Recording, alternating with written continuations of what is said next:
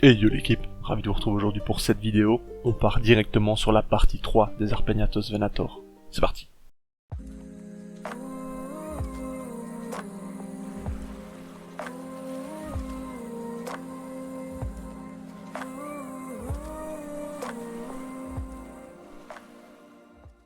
Ah, les Arpegnathos Venator, fameuse espèce reçue par Hans HQ, donc vous le savez. C'était un peu, voilà, en dernière nouvelle, j'ai pu choisir, elles sont arrivées, j'ai pas eu le temps de faire le setup, donc on est toujours dans le setup provisoire. Bien entendu, tout ça a changé depuis, mais vous voyez que cette espèce est incroyable. Certainement la plus intelligente au monde en tant que fourmi individuelle, donc quand elles sont seules et hautes, très bonne chasseuse, une vue incroyable, et elles sont dotées également d'un aiguillon très efficace, qui a pour but de paralyser principalement les proies. Donc au final, quand elles ramènent une proie, celle-ci est encore vivante à l'intérieur de leur nid généralement, et donc est consommée par la suite, certainement vivante également. C'est vraiment une espèce complètement folle. Je vais tout de suite vous annoncer une mauvaise nouvelle, j'ai perdu 4 individus, donc une reine et 3 ouvrières. Alors il y a plein de possibilités à ça, hein, tout simplement le transport dans le froid, qui était compliqué, hein, malgré qu'il y ait un pack chauffant et autres, elles ont quand même eu un changement de température assez conséquent. On a aussi le stress, tout simplement généré lors du transport. Elles ont pu potentiellement se battre également, une d'entre elles a pu être sacrifiée, je ne saurais vous dire, il y a vraiment énormément de raisons au fait que j'ai tout simplement perdu 4 d'entre elles. Maintenant, est-ce que c'est dramatique? Je ne pense pas, et vous allez le voir dans les vidéos, dans la vidéo d'ailleurs, que je pense que la relève est assurée. Je n'ai pas regardé depuis 3 semaines, bien que je vérifie tout de même pour le nourrissage et autres. Elles ont un setup bien mieux adapté maintenant, avec justement un nid dédié, dans lequel elles n'ont peut-être pas encore déménagé, vous le verrez lors d'une prochaine vidéo. Elles ont des colamboles également qui cohabitent avec elles maintenant, dans un setup plus adapté comme je le disais juste avant. Et franchement, j'espère que ça va bien se passer et surtout, j'espère que ça va se développer. Pour moi, l'essentiel, c'est surtout d'arriver à avoir de nouvelles ouvrières. Ça, ce serait vraiment le top du top. Alors, on va faire preuve de patience, hein, tout simplement. On va attendre que ça se déroule et qu'elle se développe, et on verra par la suite. Ici, vous voyez qu'elles ont amené justement une proie à l'intérieur de leur tube, hein, et malgré la taille de celle-ci, elles l'ont déplacée assez facilement. Alors, pour le bien de la vidéo, j'ai volontairement nourri avec 2 ou 3 proies. En général, s'il n'y a pas de couvain, etc., il faut éviter de leur donner trop à manger, bien entendu. Là, c'est vraiment dans le but de la vidéo et de vous créer des images. C'est vraiment le but recherché. C'est vraiment une espèce magnifique, hein. Sincèrement, j'adore, hein. Le visuel, l'allure qu'elles ont, le déplacement, leurs grands yeux, la façon dont elles ont de vous observer quand vous êtes en face aussi. Parce qu'elles vous remarquent assez facilement, hein. C'est vraiment incroyable.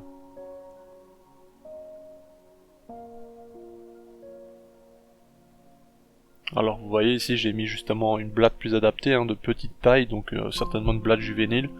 C'est tout de suite plus adapté, il faut pas mettre de grosses blattes si voilà votre colonie n'est pas mature ou autre. Le mieux c'est de mettre des proies plus adaptées à leur taille, bien que ici vous le voyez, hein, bien que ce soit une blatte adulte que j'ai donnée pour pour le premier nourrissage, elles s'en sont chargées sans trop de problèmes.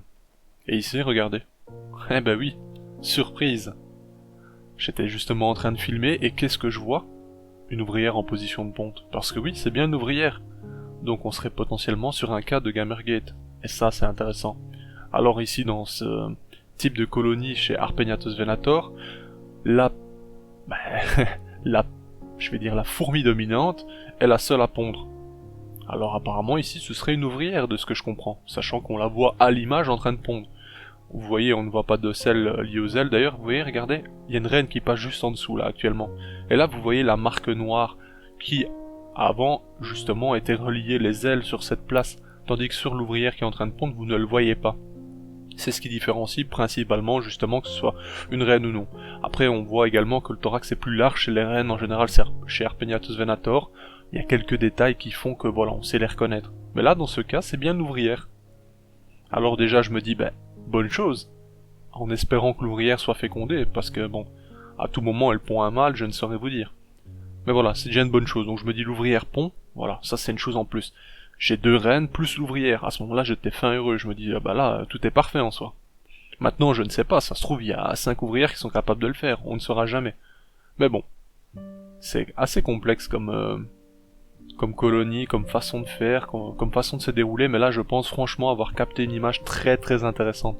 Le fait qu'une ouvrière ponde, je trouve ça mais juste génial quoi. Bon, j'étais fasciné, j'ai pris des images pendant un long moment, et d'ailleurs cette période de ponte était assez longue, hein. Ça a duré je pense sincèrement 15 minutes dans cette position pour sortir un œuf. C'était très très long. Et si vous voyez, elle est en train de ramasser quelque chose. Ben qu'est-ce que c'est justement? Ben c'est un autre œuf. Eh oui. Alors sincèrement je ne savais pas à ce moment-là, mais oui effectivement il y avait certainement eu une ponte juste avant d'un autre œuf, et ça c'est très intéressant. Le couvain qui était dans le transport directement, enfin qui a voyagé avec la jeune colonie ici présente, n'a pas survécu. Donc bon, fallait s'en douter, hein, c'était très compliqué. Bien que le transport s'est bien déroulé, que l'emballage était très soigné et autres, hein, ça c'est vraiment pas de leur faute, c'est juste que les conditions ne sont pas bonnes vraiment pour voyager en ce moment pour les fourmis quoi. Et là, à l'image, vous voyez, elles sont acharnées, hein. Elles aiment la nourriture. Ici, maintenant, vous comprenez donc mieux le système de dominance. Donc, c'est leur façon de faire. Et dans certains cas, justement, une ouvrière Gamergate prend le dessus sur les reines présentes. Bah, ici, à l'image, je pense que c'est le cas. Est-ce que ça va continuer? Il est possible que la reine présente reprenne la dominance. Enfin, c'est vraiment un milieu complètement dingue. C'est pour ça que je vous dis, c'est une espèce incroyable. Alors, attention, ici je vous fais des images, c'est un moment où je venais de les recevoir, où je pouvais les filmer facilement. Par la suite, ça va devenir bien plus compliqué de vous montrer des images venant justement de cette colonie, aussi détaillées, avec des zooms sur le couvain et autres, ça va être beaucoup plus difficile vraiment. Sans les déranger, sans risquer entre guillemets de les paniquer à nouveau. Voilà. Alors, elles sortent très peu, généralement elles sortent la nuit pour chasser, du moins c'est ce que j'observe, ou du moins dans l'obscurité. Je vais dire, si vous possédez une ou deux colonies et que vous souhaitez acquérir des Arpegnathos, franchement, vous pouvez le faire, mais c'est pas une espèce des plus actives. Vous allez pas les voir constamment chasser, ce sera de rares moments où vous aurez la chance de pouvoir les observer de cette façon. Je vous avoue que c'est plutôt calme comme espèce, on la voit peu souvent, elles chassent certes, c'est incroyable, elles sont magnifiques, tout ce que vous voulez, mais de manière générale, c'est pas l'espèce la plus active.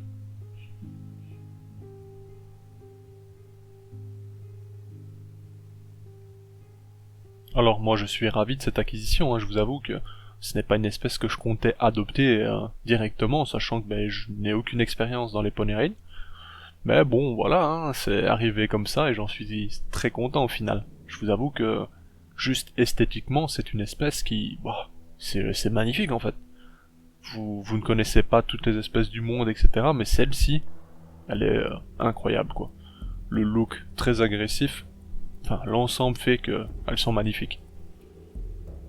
J'espère sincèrement que vous appréciez les images et si c'est le cas d'ailleurs, n'hésitez pas à me le dire en commentaire, ça fera toujours plaisir d'avoir un retour sur mon boulot en soi, hein, même si c'est une passion avant tout. Ça me prend énormément de temps de filmer comme ça, de faire tous les montages et de garder mon rythme soutenu de sortie de vidéo, malgré la période de diapause. Donc si vous pensez que je mérite, n'hésitez pas à mettre un petit like, un commentaire, ça fait plaisir. Ici, regardez. Et là, j'étais hyper content. Une attaque en live, sur directement un enregistrement, j'étais hyper satisfait. Et vous voyez, hein, j'étais très loin de l'objet, enfin, je veux dire, de la fourmi en soi, c'est parce que j'étais pas prêt en fait. Regardez. Et ça, c'est franchement, le petit gastre qui bouge juste avant l'attaque, c'est toujours le cas. À chaque fois, elles remuent leur gastre, comme si c'était un chien qui remuait la queue là, tout excité. C'est incroyable. Regardez. Un petit saut très rapide et hop, la proie est attrapée. Et directement, elle en vient à la piqûre, quoi.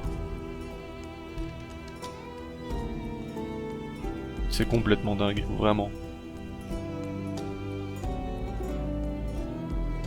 Bon, ici, elles sont justement dans le liquide sucré, hein. Bon, ça lui posera pas trop de problèmes, peu importe l'endroit au final.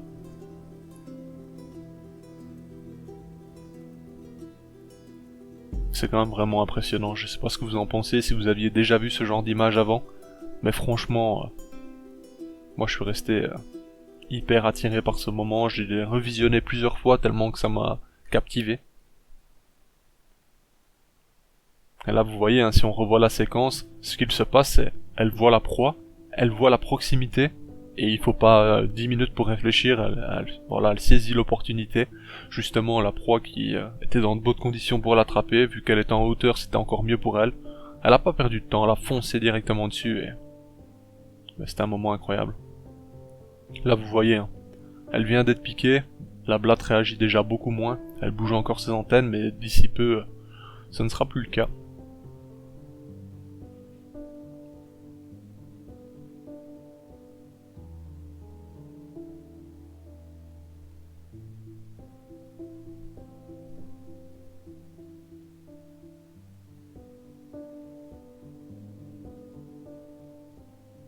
Je vous ai laissé l'entièreté du rush. Je n'ai pas coupé, je vais dire, plusieurs passages, etc. juste pour que vous voyez le comportement. Ici, vous voyez qu'une autre arrive et directement, il y a une sorte d'interaction qui se fait, qui est un peu particulière. Alors certes, ce ne sera pas les plus belles images, hein, parce que justement, il y a des séquences où je bouge, etc. Vous voyez les reflets. Mais je me suis dit que c'était important pour vous de voir le comportement de A à Z après la chasse.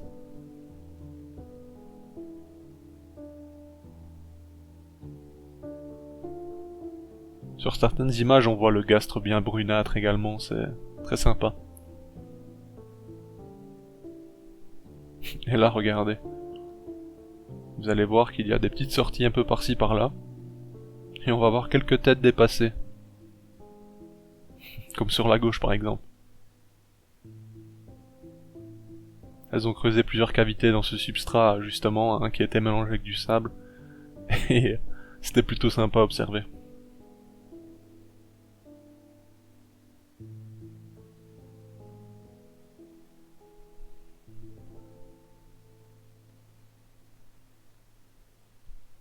Au final, d'ailleurs, pour l'anecdote, hein, quand elles ont déplacé... en fait, il y a deux ouvrières qui ont directement été à l'observation et découvrir leur nouveau lieu de vie, via un tube donc, et le reste n'a pas déménagé. D'ailleurs, voici leur nouveau lieu de vie. Et au final, elles avaient déjà créé des cavités dans la terre. Enfin bref, incroyable. Je vais vous mettre à l'image ma nouvelle bannière, mon nouveau logo, si vous ne l'avez pas encore vu. Dites-moi ce que vous en pensez en commentaire. Et c'est ici d'ailleurs que se termine cette vidéo. J'espère qu'elle vous a plu. Et si c'est le cas, vous connaissez la suite. À bientôt l'équipe. Hey, si toi aussi tu as apprécié la vidéo, n'oublie pas de t'abonner, de laisser un like, voire un commentaire, ou même de nous suivre sur les réseaux. Merci et à bientôt l'équipe.